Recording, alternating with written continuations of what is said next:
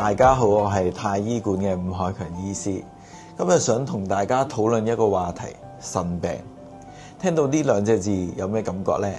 有啲人冇感覺㗎，因為覺得距離自己好遙遠。但係有啲人就好驚啦，腎病要洗腎喎，要換腎喎。咁如果咁不幸患上腎病嘅話，係咪真係咁絕望冇得返轉頭呢？基於中西醫學名嘅差異啦，有啲人對腎病咧會有唔同嘅理解嘅。但係我哋今日要討論嘅咧係腎病綜合症。腎病綜合症係指唔同原因而導致到嘅腎功能低下啦。有一個我哋經常聽到嘅疾病係可以引致到腎病嘅，大家估唔估到係咩呢？係糖尿病啊！香港糖尿聯會資料顯示，現時全港約有70幾萬人患糖尿病，即每10個之中就有1個人係糖尿病患者。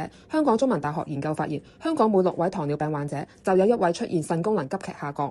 糖尿病只係其中一個原因，而根據2021年香港大學醫學院嘅數據去到估計咧，香港有10% 嘅人係患上腎病嘅。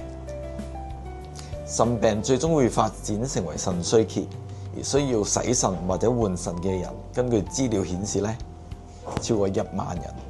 我哋接觸嘅患者入面啦，好多時候佢哋一聽到患上腎病咧，都會好驚同埋好彷徨嘅，不斷會聽到佢哋問：我係咪要洗腎？係咪要換腎啊？可以睇中醫食中藥，係咪放翻個腎就可以做翻個腎？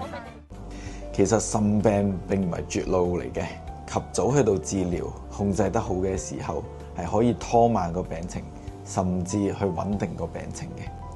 有見及此啦，我哋特意拍攝呢個特輯，去到解答大家心中唔同嘅疑問。記得留意我哋之後嘅節目。